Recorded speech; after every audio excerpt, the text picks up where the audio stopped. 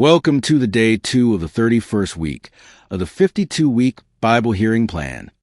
Let's listen to Leviticus chapter 22 to 24. Chapter 22. The Lord said to Moses, "Tell Aaron and his sons to treat with respect the sacred offerings the Israelites consecrate to me, so they will not profane my holy name. I am the Lord. Say to them, for the generations to come, if any of your descendants is ceremonially unclean and yet comes near the sacred offerings that the Israelites consecrate to the Lord, that person must be cut off from my presence. I am the Lord. If a descendant of Aaron has an infectious skin disease or a bodily discharge, he may not eat the sacred offerings until he is cleansed. He will also be unclean if he touches something defiled by a corpse, or by anyone who has an emission of semen, or if he touches any crawling thing that makes him unclean, or any person who makes him unclean, whatever the uncleanness may be. The one who touches any such thing will be unclean till evening. He must not eat any of the sacred offerings unless he has bathed himself with water. When the sun goes down, he will be clean, and after that he may eat the sacred offerings, for they are his food. He must not eat anything found dead or torn by wild animals, and so become unclean through it. I am the Lord. The priests are to keep my requirements so that they do not become guilty and die for treating them with contempt.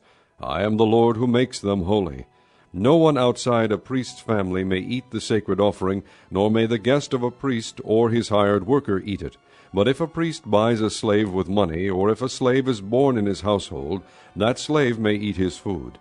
If a priest's daughter marries anyone other than a priest, she may not eat any of the sacred contributions.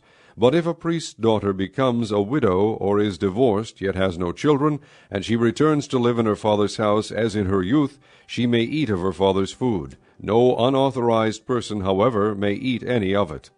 If anyone eats a sacred offering by mistake, he must make restitution to the priest for the offering, and add 1/5 of the value to it. The priests must not desecrate the sacred offerings the Israelites present to the Lord by allowing them to eat the sacred offerings, and so bring upon them guilt requiring payment. I am the Lord who makes them holy.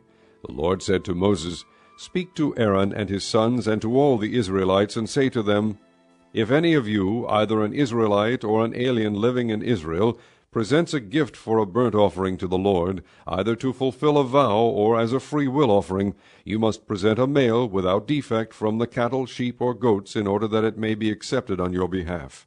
Do not bring anything with a defect, because it will not be accepted on your behalf. When anyone brings from the herd or flock a fellowship offering to the Lord to fulfill a special vow, or as a freewill offering, it must be without defect or blemish to be acceptable. Do not offer to the Lord the blind, the injured, or the maimed, or anything with warts or festering or running sores. Do not place any of these on the altar as an offering made to the Lord by fire. You may, however, present as a freewill offering an ox or a sheep that is deformed or stunted, but it will not be accepted in fulfillment of a vow. You must not offer to the Lord an animal whose testicles are bruised, crushed, torn, or cut. You must not do this in your own land, and you must not accept such animals from the hand of a foreigner, and offer them as the food of your God. They will not be accepted on your behalf, because they are deformed and have defects. The Lord said to Moses, when a calf, a lamb, or a goat is born, it is to remain with its mother for 7 days. From the 8th day on it will be acceptable as an offering made to the Lord by fire. Do not slaughter a cow or a sheep and its young on the same day. When you sacrifice a thank offering to the Lord, sacrifice it in such a way that it will be accepted on your behalf. It must be eaten that same day. Leave none of it till morning. I am the Lord. Keep my commands and follow them. I am the Lord.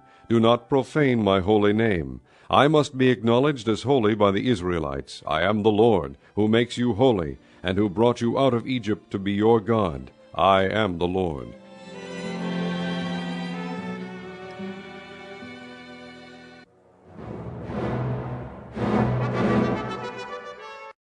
Chapter 23. The Lord said to Moses, "Speak to the Israelites, and say to them, these are my appointed feasts, the appointed feasts of the Lord, which you are to proclaim as sacred assemblies. There are 6 days when you may work, but the 7th day is a Sabbath of rest, a day of sacred assembly. You are not to do any work. Wherever you live, it is a Sabbath to the Lord. These are the Lord's appointed feasts, the sacred assemblies you are to proclaim at their appointed times. The Lord's Passover begins at twilight on the 14th day of the 1st month. On the 15th day of that month the Lord's feast of unleavened bread begins. For 7 days you must eat bread made without yeast. On the first day hold a sacred assembly, and do no regular work. For 7 days present an offering made to the Lord by fire. And on the 7th day hold a sacred assembly, and do no regular work. The Lord said to Moses, Speak to the Israelites, and say to them, When you enter the land I am going to give you, and you reap its harvest, bring to the priest a sheaf of the first grain you harvest.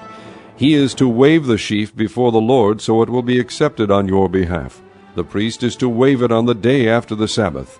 On the day you wave the sheaf, you must sacrifice as a burnt offering to the Lord a lamb a year old without defect, together with its grain offering of 2/10 of an ephah of fine flour mixed with oil, an offering made to the Lord by fire, a pleasing aroma, and its drink offering of 1/4 of a hin of wine. You must not eat any bread, or roasted or new grain, until the very day you bring this offering to your God. This is to be a lasting ordinance for the generations to come, wherever you live. From the day after the Sabbath, the day you brought the sheaf of the wave offering, count off 7 full weeks. Count off 50 days up to the day after the 7th Sabbath, and then present an offering of new grain to the Lord. From wherever you live, bring 2 loaves made of 2/10 of an ephah of fine flour, baked with yeast, as a wave offering of first fruits to the Lord. Present with this bread 7 male lambs, each a year old and without defect, 1 young bull and 2 rams. They will be a burnt offering to the Lord, together with their grain offerings and drink offerings, an offering made by fire, an aroma pleasing to the Lord. Then sacrifice 1 male goat for a sin offering, and 2 lambs, each a year old, for a fellowship offering. The priest is to wave the 2 lambs before the Lord as a wave offering, together with the bread of the first fruits.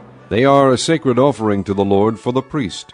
On that same day you are to proclaim a sacred assembly, and do no regular work. This is to be a lasting ordinance for the generations to come, wherever you live. When you reap the harvest of your land, do not reap to the very edges of your field, or gather the gleanings of your harvest. Leave them for the poor and the alien. I am the Lord your God. The Lord said to Moses, Say to the Israelites, On the first day of the 7th month you are to have a day of rest, a sacred assembly commemorated with trumpet blasts. Do no regular work, but present an offering made to the Lord by fire.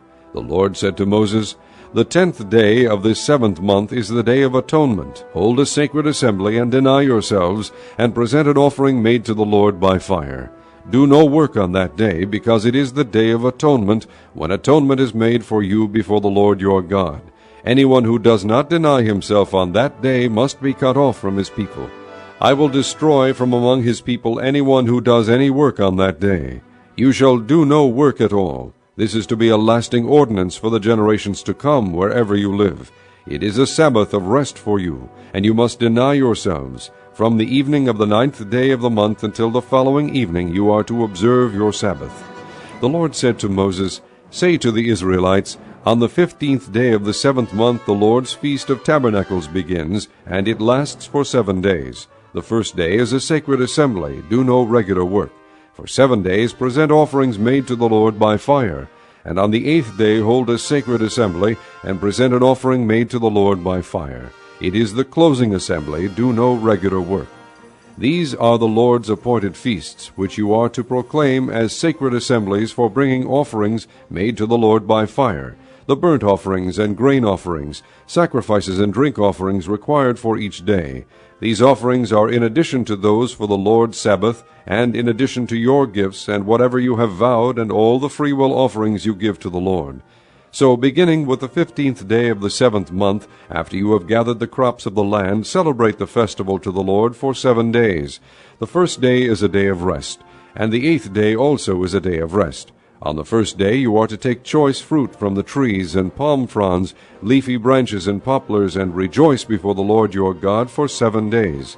Celebrate this as a festival to the Lord for 7 days each year. This is to be a lasting ordinance for the generations to come.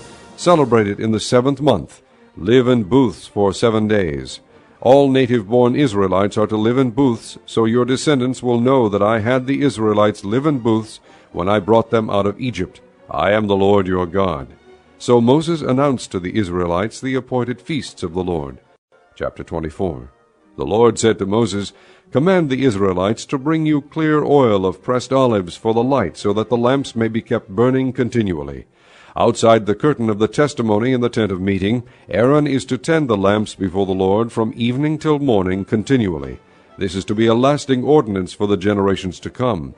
The lamps on the pure gold lampstand before the Lord must be tended continually. Take fine flour and bake 12 loaves of bread, using 2/10 of an ephah for each loaf. Set them in 2 rows, 6 in each row, on the table of pure gold before the Lord.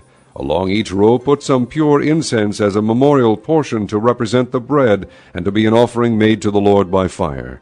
This bread is to be set out before the Lord regularly, Sabbath after Sabbath, on behalf of the Israelites, as a lasting covenant.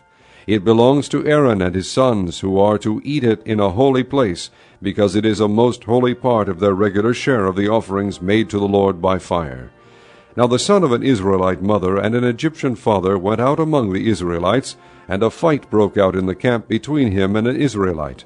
The son of the Israelite woman blasphemed the name with a curse, so they brought him to Moses. His mother's name was Shelomith, the daughter of Dibri the Danite. They put him in custody until the will of the Lord should be made clear to them. Then the Lord said to Moses, Take the blasphemer outside the camp. All those who heard him are to lay their hands on his head, and the entire assembly is to stone him. Say to the Israelites, If anyone curses his God, he will be held responsible. Anyone who blasphemes the name of the Lord must be put to death. The entire assembly must stone him. Whether an alien or native-born, when he blasphemes the name, he must be put to death. If anyone takes the life of a human being, he must be put to death. Anyone who takes the life of someone's animal must make restitution, life for life. If anyone injures his neighbor, whatever he has done must be done to him, fracture for fracture, eye for eye, tooth for tooth. As he has injured the other, so he is to be injured. Whoever kills an animal must make restitution, but whoever kills a man must be put to death.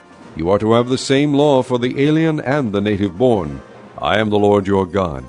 Then Moses spoke to the Israelites, and they took the blasphemer outside the camp and stoned him. The Israelites did as the Lord commanded Moses.